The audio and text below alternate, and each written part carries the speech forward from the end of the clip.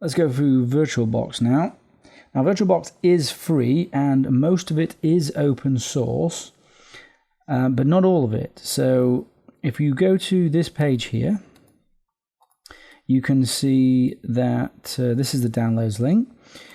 It supports Windows, Mac OS X, Linux, and even Solaris. And here's the download link for the operating system that you want. So here we're going to download the Windows version. So click here and that's going to download the executable. And we also want to download this here. So this is all supported platforms, a link there. Now what that is VirtualBox, most of it is open source, but there are some things that are closed source, so they come separately and they come within this. And it's things like support for USB 3, it's VirtualBox RDP, and also disk image encryption as well. So click that and download that as well. And if we go to where we've downloaded it, and there we have VirtualBox, and we need to double click on that, run it, and it's a pretty standard install. You go through all of the options. Now for setting this up as a test environment, it's okay to select all of these. This is just giving you a warning that your network card is going to disconnect and then reconnect as this is installed.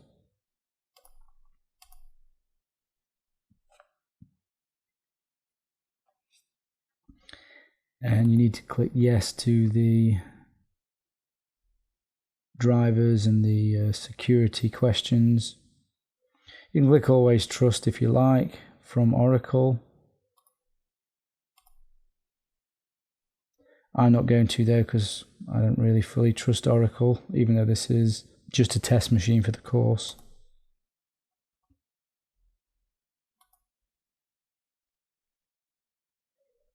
And we can start.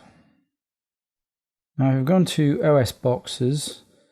That's going to enable me to download a DVI version of VirtualBox, and that can be opened by clicking on New, selecting the operating system that it is. In this case it's a Linux version.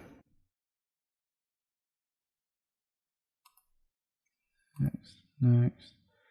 And use an existing virtual disk. Looks like. These are the virtual disk formats.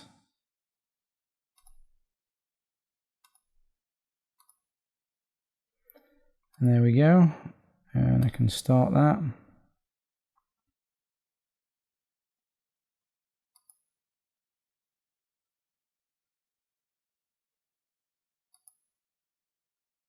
And here it's just starting to boot like any other operating system. So I remove that. If you download an OVA or OVF file, and you can find those sorts of files here on this link, which I've downloaded, then you can go to File and Import Application. Look for the application that you've downloaded, and that's this one. So you can see there it's an OVA file. Next, and it gives you the opportunity here to change your network settings and various other settings. So if we click Import, this is going to take a little time depending on the speed of your machine. Once it's imported, you'll be able to see it here. And there it is running, and that's the operating system, Windows 7. And you can right click settings and change all of the usual settings that you can see. Network, and we would want that to be bridged as discussed if you want to be able to view the network traffic and not have it on NAT. You can see there it's changing the network settings because I've changed it to bridged, and it's working. And these are all the virtual drivers and devices.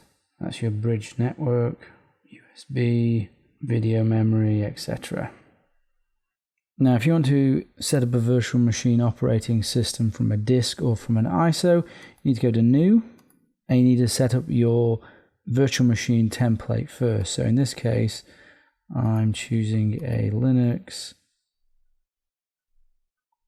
Debian 32-bit, and you'd select whatever it is that you're going to use. Create a virtual disk now, create. Using VDI is fine. Most of the default settings will be fine for a test environment. Dynamically allocate, this is better. This means that it will increase the size of the virtual disk as opposed to creating one large disk, which will save you more space. 8 gig on file limit should be fine, unless you're particularly creating large files. And then we have to put the disk in this machine and start it. So if we go on settings and storage, and we can see here we have an empty disk. Now if I click here or click here, I can choose whereabouts I want to get that disk from. So if you actually have a physical disk, then you want to choose a disk, choose where you're going to get that disk from. Maybe it's on the D drive, or you can choose a virtual disk like the ISO that I have downloaded, and that's a 32-bit version there, and so therefore it's mounted in there. Click OK, start.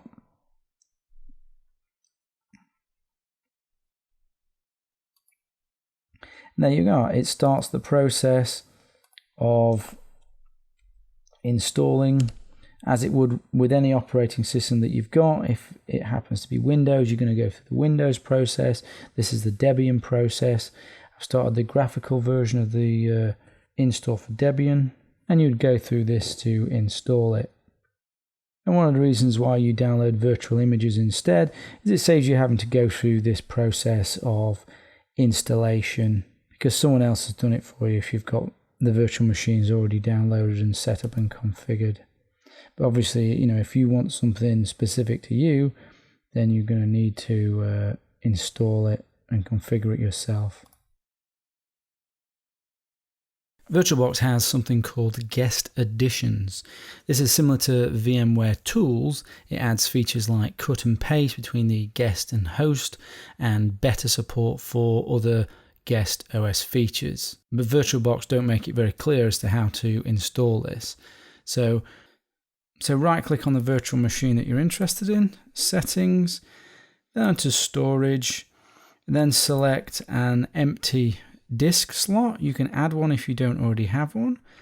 Then select here, choose virtual optical disk, and you want to navigate your way to wherever you've installed VirtualBox. So here it's Program Files, Oracle, VirtualBox, and you'll see there is an ISO file that they've put there called vboxguestadditions.iso. Click on open and you'll see it's added that as an ISO image, and that will be available when you boot the operating system. It acts just like any other ISO disk. So click OK, and then let's start the operating system and access that disk. So you can see here it's mounted the disk. So I need to run the 32-bit or the 64-bit version, depending on which version I have. That's 32, that's 64. So I'm going to run this one.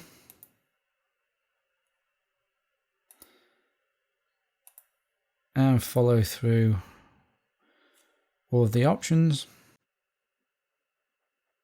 And then a reboot will always be required. And to enable the extra features, go to Settings, Advanced, and then Clipboard Sharing. You can choose whether or not it's host to guest, guest to host, bidirectional, and drag and drop. So you can drag something from here into the operating system. Obviously this is all a security issue, but this is a test environment that we're setting up. You can also set up shared folders as well. So you can share between your guest and your host operating system. Again, security issue, but this is just a test environment only. So that's guest additions. Now you also need to install the extension pack for VirtualBox. And remember, this is for USB 2 and 3 controller support, virtual RDP, VM disk image encryption, but you can Google it to find out more about what it supports. But basically it gives you the full functionality of VirtualBox. So if you go to File and Preferences and Extensions, click here, select the extension file which you downloaded, which is this, open, and it's going to tell you what it's doing here. And you can see there it's saying pretty much what I already said about USB, RDP, there's also some webcam things, disk encryption, install. You can read the license if you wish. I agree. Yes. This will start to install the extension. Okay, and there we go. Extension is installed and that functionality is now available to you within VirtualBox. One of the great features that VirtualBox has is snapshots, which is something that VMware Workstation Player doesn't have, but the Pro version does have.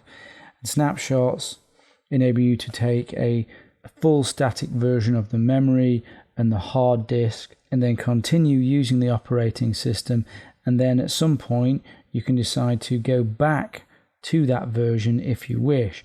Another way of using snapshots is you can fork off different things that you're wanting to try. So you install one thing and snapshot that, install something else and snapshot that, and you can switch back and forth between the two.